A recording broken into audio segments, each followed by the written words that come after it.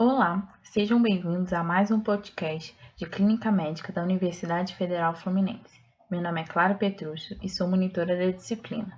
Fui orientada pelo professor Ronaldo Gismondi. Nesse vídeo, discutiremos a abordagem ao paciente com dor torácica e dispneia.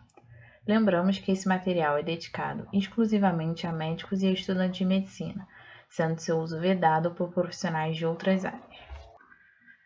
Bom, o nosso caso é de um paciente masculino, 50 anos, casado, autônomo, cuja queixa principal é dor no peito e cansaço. O paciente procura o pronto-socorro com dor precordial em aperto, com irradiação para membro superior esquerdo de início a 30 minutos, quando esse fazia faxina em casa. Refere também dispneia aos esforços, com piora progressiva a 1 mês, agora ocorrendo mesmo em repouso e em decúbito dorsal. Por vezes acorda à noite com sensação de sufocamento, nega febre e tosse.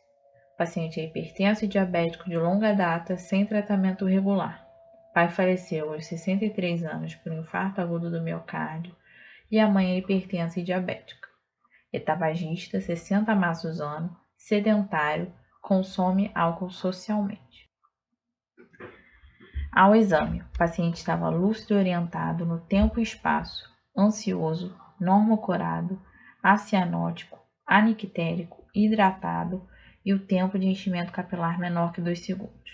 A PA estava 160 por 100 milímetros de mercúrio, frequência cardíaca 90 batimentos por minuto, frequência respiratória 30 incursões respiratórias por minuto, saturando a 88% em ar ambiente.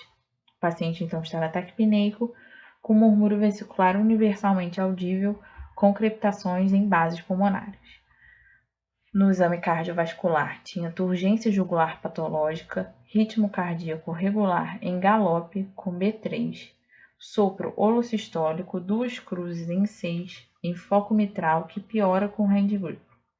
O abdômen flácido peristáltico, epialtimetria do lobo direito 15 cm. Fígado palpável com superfície lisa, borda romba e doloroso à palpação. Presença de refluxo hepatojugular e traube livre. Edema de membros inferiores, 2 cruzes em 4, frio, simétrico e bilateral. Pulsos pediosos palpáveis e panturrilhas livres. Na nossa lista de problemas, então, temos os problemas subjetivos, que são os que o paciente nos revela durante a anamnese, e os problemas objetivos, que são aqueles que nós avaliamos durante o nosso exame físico. Ao agrupar os problemas em síndromes, podemos dizer que a dor precordial faz parte de uma síndrome de dor torácica e que essa possui 3 características: em aperto, piora com esforço ou estresse e alivia com nitrato ou repouso, sendo dessa forma classificada como uma dor definitivamente anginosa. Podemos agrupar a dispneia aos esforços e em repouso, a ortopneia e a dispneia paroxística noturna, a taquipneia, a hipoxemia, crepitações em bases, em uma síndrome de congestão pulmonar. Já a turgência jugular patológica, B3, hepatomegalia dolorosa, com refluxo hepatojugular e edema de membros inferiores, fazem parte de uma síndrome de congestão sistêmica. Agora que estabelecemos os diagnósticos sindrômicos, vamos abordar as possíveis causas de dor torácica. A dor torácica pode ser de origem miocárdica. No caso do nosso paciente, a dor é caracterizada como definitivamente anginosa, sendo então a isquemia miocárdica a nossa hipótese mais provável. A dor do pericárdio é uma dor ventilatório dependente, que melhora ao inclinar o tronco para frente e piora no decúbito dorsal, sendo então menos provável. Já a dissecção aórtica é uma dor lacerante, mais súbita e com irradiação para o dorso. No exame físico, encontramos pulsos assimétricos e déficits neurológicos, o que não condiz com o nosso paciente. A dor de origem pleuropulmonar é uma dor mais ventilatório dependente e geralmente associada a sintomas como tosse ou hemoptise, o que torna nossa hipótese menos provável. A dor esofágica é geralmente em queimação e vem acompanhada de sintomas como pirose e regurgitação, que pioram após refeições copiosas. A dor musculoesquelética é uma dor mais superficial, que piora a movimentação e a palpação.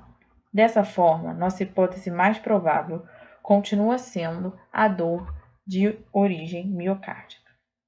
Quanto à dispneia, a causa pleuropulmonar é provável, uma vez que o paciente é um tabagista importante, 60 maços ano. No entanto, a ausculta pulmonar não fala muito a favor de DPOC. As crepitações em bases falam mais a favor de uma congestão pulmonar. Dentre as causas cardíacas, a mais provável é a causa miocárdica, uma vez que ele é um hipertenso, em tratamento irregular, com dor definitivamente anginosa, e ao exame físico apresenta B3, reforçando ainda mais a nossa hipótese. No entanto, a presença do sopro faz com que a hipótese de uma dispneia por etiologia valvar não possa ser descartada. A anemia é uma causa menos provável, pois o paciente está normocorado. Para ser a causa isolada da dispneia, a anemia teria que ser mais grave, e nós notaríamos no exame físico o paciente mais hipocorado. Mas para descartar essa hipótese, precisamos analisar o hemograma. Casos da parede torácica são pouco prováveis, uma vez que a dor do paciente não se encaixa nesses padrões, como foi discutido anteriormente. Já as causas da tireoide também são menos prováveis, uma vez que ele não tem outros sinais e sintomas que se encaixam tanto na crise tireotóxica nem no coma mixedematoso. Doenças neurológicas são pouco prováveis, uma vez que ele não tem nenhum déficit neurológico ao exame. Já a causa psicogênica também está descartada, uma vez que ao exame a saturação periférica de oxigênio do paciente é 88%. O sopro holosistólico duas cruzes no foco mitral, que piora com o hand grip, fala a favor de uma insuficiência mitral. No entanto, é difícil sabermos se a insuficiência mitral é a causa da disfunção do ventrículo esquerdo ou se é a disfunção e dilatação do ventrículo esquerdo que levou a essa insuficiência mitral. Como o paciente tem uma dor muito característica de doença isquêmica e tem um histórico de hipertensão de longa data sem tratamento, a hipótese de que a disfunção do miocárdio levou à insuficiência mitral é a mais provável. Os critérios de Framingham podem nos auxiliar na investigação de pacientes com suspeita de insuficiência cardíaca. Para o diagnóstico, bastam 2 critérios maiores ou 1 maior e 2 menores. No caso, temos 5 critérios maiores e 3 menores, confirmando assim o diagnóstico de insuficiência cardíaca. Agora, precisamos descobrir a etiologia da insuficiência cardíaca, se a etiologia é valvar, isquêmica ou hipertensiva e o motivo da descompensação. Nos primeiros 10 minutos, deve-se fazer o eletrocardiograma. Nele, devemos procurar alterações isquêmicas e sinais de hipertrofia das cavidades cardíacas. Deve-se dosar a troponina para investigação da etiologia isquêmica. Para investigar a dispneia, é preciso de uma radiografia de tórax, que pode ser complementada posteriormente pela tomografia de tórax. Na radiografia, nós devemos avaliar o parênquima pulmonar, procurando padrões de congestão, como inversão da trama vascular ou linhas B de Kerley, ou características da DPOC, como hipertransparência pulmonar.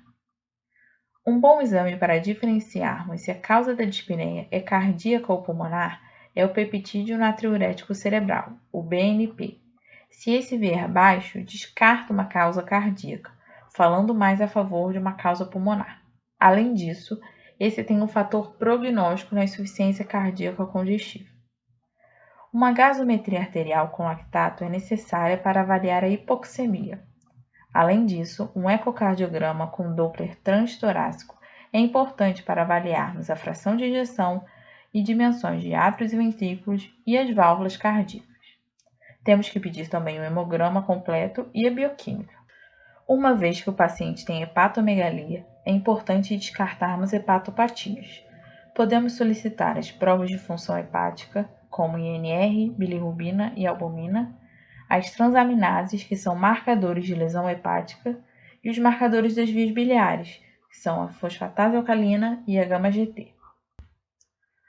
No caso apresentado, O eletro mostrou sinais de hipertrofia do ventrículo esquerdo, a troponina elevada, 39, radiografia de tórax com inversão da trama vascular e aumento da área cardíaca, o BNP aumentado, 510, e um ecocardiograma mostrou uma insuficiência mitral leve, com fração de ejeção de 39% e aumento de cavidades esquerdas. Os exames então confirmam a nossa hipótese de uma insuficiência cardíaca descompensada por um infarto agudo do miocárdio sem supra de ST. É importante lembrar que é um quadro grave devido à saturação periférica baixa de oxigênio e à taquipneia, e deve-se internar esse paciente em uma unidade de terapia intensiva para melhor monitorização. Primeiramente, é preciso dar suporte de oxigênio, e como ele tem congestão pulmonar, a ventilação não invasiva é a mais indicada. Temos que investigar anatomicamente esse paciente, pois a troponina é positiva, o paciente tem fatores de risco e insuficiência cardíaca. Então, encaminhamos o paciente para a coronariografia. É preciso dupla antiagregação, anticoagulação plena, beta-bloqueador, estatina e nitroglicerina para dor, diminuição da pressão e alívio da congestão pulmonar. Como o paciente está congesto, deve-se fazer furosemida. É um paciente hipertenso, diabético e com insuficiência cardíaca. Por isso, deve-se optar pelo uso dos inibidores de enzima conversora da angiotensina ou bloqueadores de receptores da angiotensina, espironolactona e beta-bloqueador, porque esses aumentam a sobrevida na insuficiência cardíaca congestiva. Bom, esse foi o nosso podcast de abordagem ao paciente com dor torácica e dispneia. Obrigada a todos pela atenção. Não esqueçam de se inscrever na nossa página do YouTube. Bons estudos e até a próxima!